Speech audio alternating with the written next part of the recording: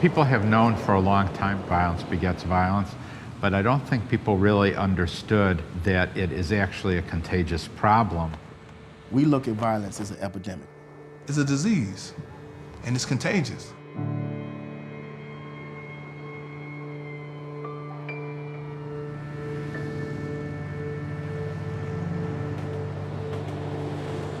When you're hurt, you're likely to be talking about getting your revenge. But if you got someone there to jog your memory to the repercussions or the consequences, if you're willing to listen, you're less likely to do it.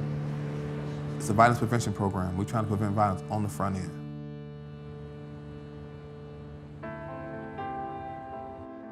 I come from the gang lifestyle, kind of like the guys that we interact with now. I mean, you know, I was 18, so that's why I can relate to just making bad decisions, wanting to be a part of different things instead of going, you know, the school route. I wanted to go the street route. I wanted to be able to carry a pistol and justify why I got it, you know, and all that just made sense to me. And so I found myself in it, and unfortunately, it landed me 10 years in federal penitentiary. Hey, Marcus, what's going on? I was just following up with you about the trainings. So those are the proposed dates right now. A lady in my neighborhood came to me. She said, this is a new program. It's about saving lives and stopping these shootings and killings. I was a violence interrupter. I was an outreach worker. After constantly showing up and doing the cookouts and going to the funerals and showing that I'm sincere about this, the community and people, they really bought into me. This is a statement I got from my brothers in New York, and I like it. Formerly incarcerated professional, because I'm a professional now. And I was formerly incarcerated, but it shouldn't stop me to be somebody good in society, somebody that can give back to society. How many days y'all going now without a shooting? We at 116.93 on this side, and in the old target area, it's 216 and 115. We look at violence as learned behavior. If you get mad at me and I get mad at you, all my friends, they don't even know you, they're mad at you. So now we want to stop the back and forth, the retaliations that could come with it as well. If we can't stop it on the front end, we definitely want to stop damage control from one family being mad at this family. First, you got to stop the transmission of that. Then you got to change the behavior associated with it. And then you got to change the way the community thinks about it. And that's what Cure Violence is about. I was shot and paralyzed at 18. I went back to that same environment where I was shot at, did the same things, the same problem that we see and face every day. My friends was part of that problem. They was irate, pissed off, ready to retaliate. I'll be 42 this year. I ain't just changed overnight.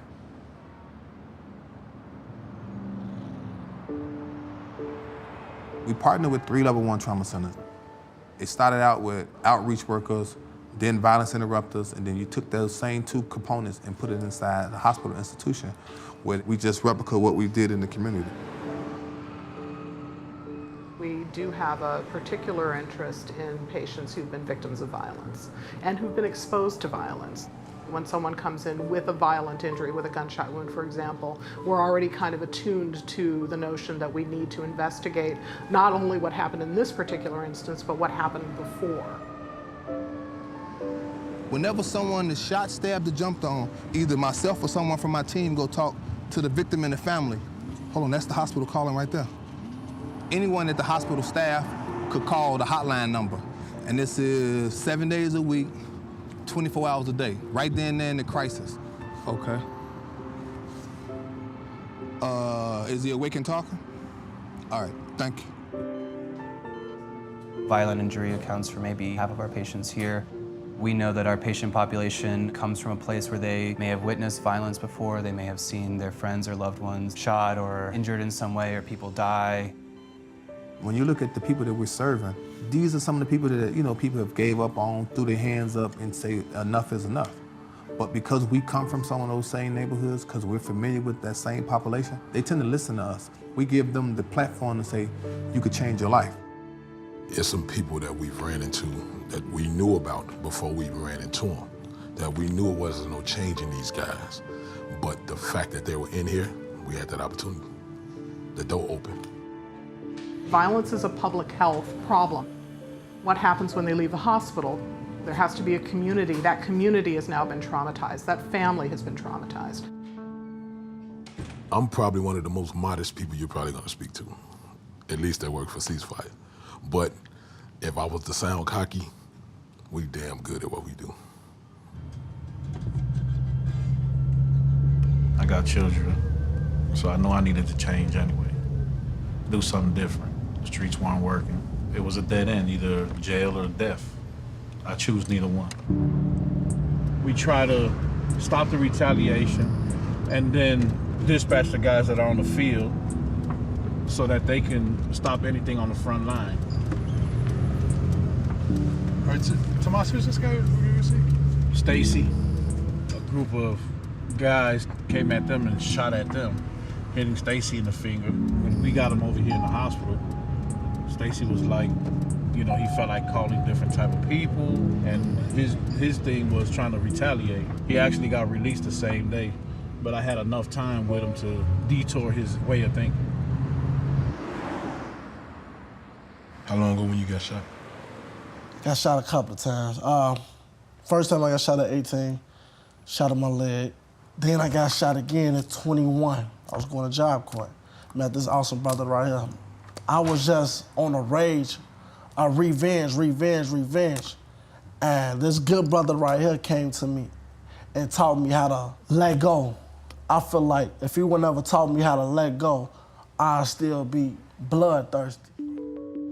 I lived in Inglewood all my life. I used to actually live right here on this block where the site is at. So it's really personal to me when it comes to right here. We hired people who closely related and closely connected to the street. In my previous life, I was connected to the streets. Now, I can walk up and be like, man, what happened? Man, ooh, such and such did this, and they got into it over this, and it's really about that girl. And so I'm gonna know everything that happened. And then I know how to talk to who I need to talk to prevent it from escalating further. So the same influence that I had to motivate people to do what it is that I wanted to motivate them to do at that time, maybe now I got that same influence to motivate people to change.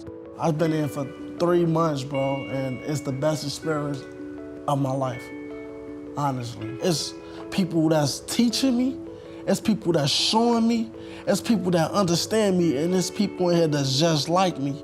Since you see them out of it, you know there's a way out of it. Our job is to try to stop shootings and killings on the front end. And we've been successful in doing that sometimes, but how do you get credit for something that never happened? So people don't talk about the stuff that we got in front of and intervene and stop, but every time somebody gets shot, it's like we failing. But how many people did we stop from getting shot? How many gang wars did we prevent that you don't have no knowledge of because it didn't make the front page? Only way we know is if people talk to us and let us know what's going on. We prevent them, so we try to stop it before it happened instead of being reactionary.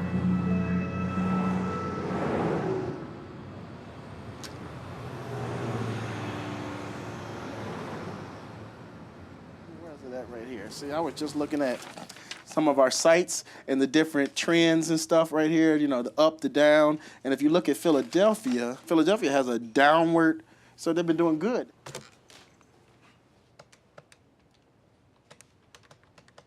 Hey, Quinzel, this is Marcus. Oh, what? Oh, wow. Dang. Shooting response is gonna be tomorrow? What time? Okay, I appreciate it. I'll see you tomorrow. All right. Wow, yeah, they doing a shooting response. 4 o'clock tomorrow. Like 3 people got shot in Philadelphia.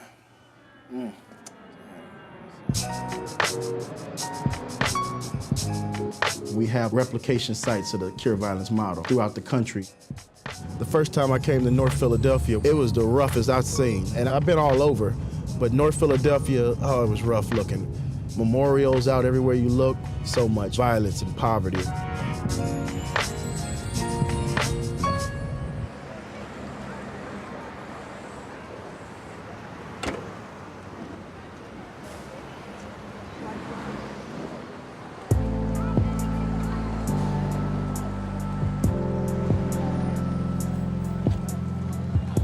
What's up, my brothers? Everything's good, man. Everything's good. Good to see you, man. Likewise, man. How you been? Everything been good? Yes, everything good. They hadn't had a shooting in a while, then they had a situation happen and 3 people got shot. Within 72 hours, they organized a shooting response. So they're gonna march and hit the street where he got shot because it's in their target area. And it just happened a couple days ago? Yeah. The shooting did? I think it was retaliation from the shooting 4. We actually had 4. The one that was from the day before, was it in your area too? That same area right here.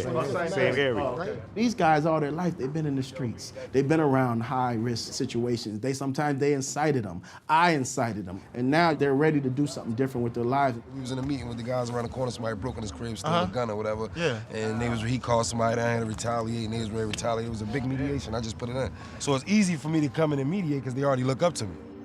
It's not nothing that you just look up one day and say, you know what, I'm gonna be a violence interrupter, outreach worker, and I'm gonna start putting myself between group A and group B with no bulletproof vest, all we have is our words. If we get these young boys seeing differently and thinking differently, we winning. That's it. That's right. That's it. I grew up 2 blocks from here on 23rd and Oxford in Blumberg Projects. When I was 12, I got arrested with 2 Glocks in my book bag at school, and I did 5 years. I don't want to have to carry guns, but it's just the way I grew up. So anytime I feel hot-headed and I get mad about something, I just want to go pick up a gun. I call one of these guys and they calm me down. They'll come get me. There's been a couple times where one of their guys actually came and took a gun out of my hand. And they helped me out a lot. And I think I'd be back in jail if it wasn't for them. I'm only 19 and I did 5 years. So I think I'd be back in jail if it wasn't for them. That's the one edge that we have, credible messengers. Hands down the strongest part. They're the ones out there actually saving the lives right now. They need to be on these streets and constantly doing what they do. Oh, wow. Oh, so this is where the first shooting took place? The first one, or this is where the 3 got shot? This one happened last summer. Oh, okay. That's your son? Oh, man, my condolences, brother. He ended up laying right here on the ground. He was 20? He was 20 years, 19? He had 3 months to go in school, and 3 colleges had already accepted. I went upstairs to shave, and 2 minutes later, he was laying on the ground. Oh, wow. When they had the shooting out here yesterday, I was in here cleaning out my son's room, and I had found the letter that he had did in schools, and they wanted to know where were you from, about your neighborhood. I'm from the hood where it's dark outside late nights. You can't walk outside without a gun. Oh my God. I'm from the hood where you look the wrong way, you get jumped or gunned down. No. I'm from North Philly. We were standing in there reading the letter, and then a few minutes later, we heard the shots down the street. All I want is justice, and I'm trying not to have street justice, And just think if it's a parent that's not as strong as him, that's all about vengeance. It is an epidemic. It's like just as spread as the measles and chicken pox across the country right now.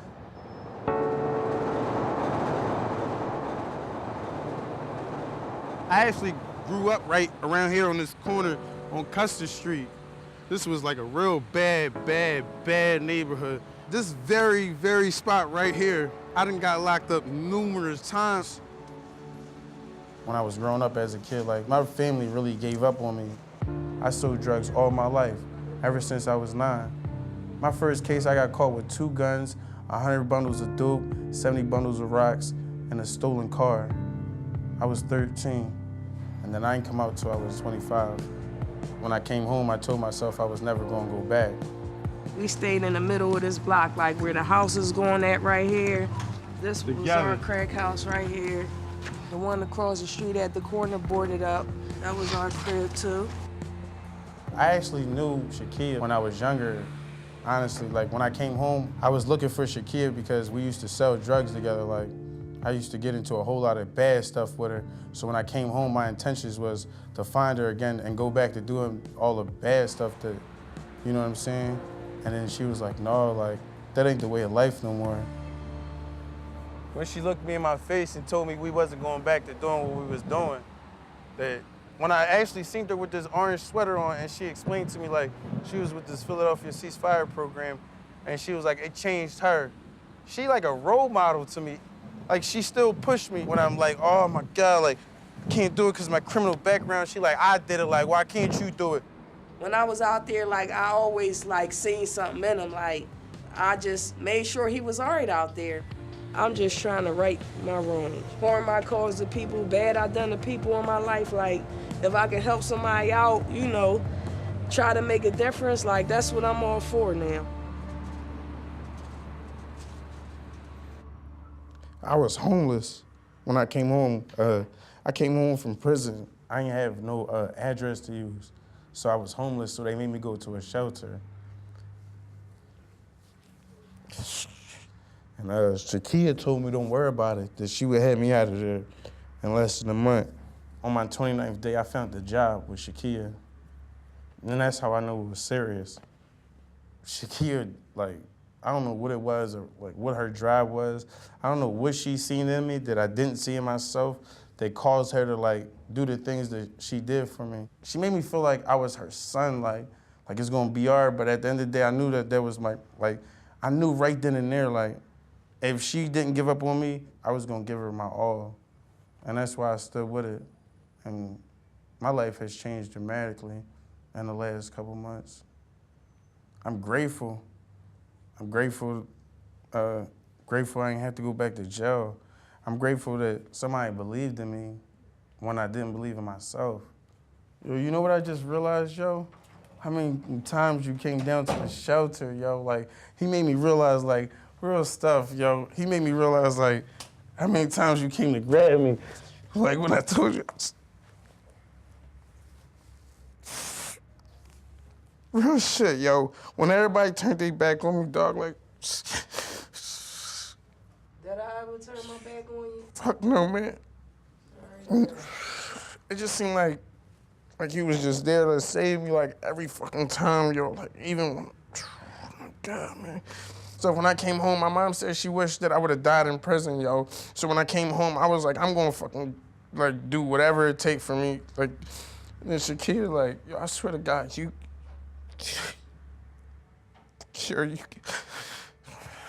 gave me hope, dog, when I ain't have nothing. It make me feel like somebody care about me.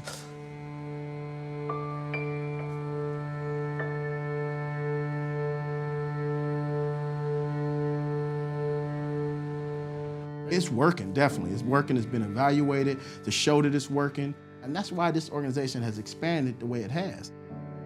We have a site in Cape Town, South Africa. We just visited Palestine, Israel. We've been to Colombia. We're in Juarez. And we have a program in Puerto Rico.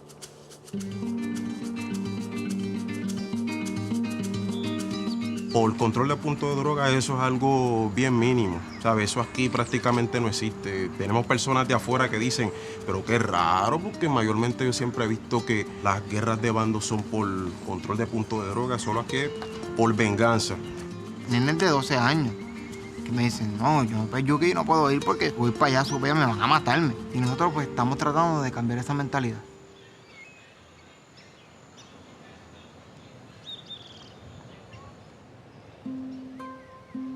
Luisa has historically been known as one of the most violent towns on the island of Puerto Rico. They have a history of homicides and shootings.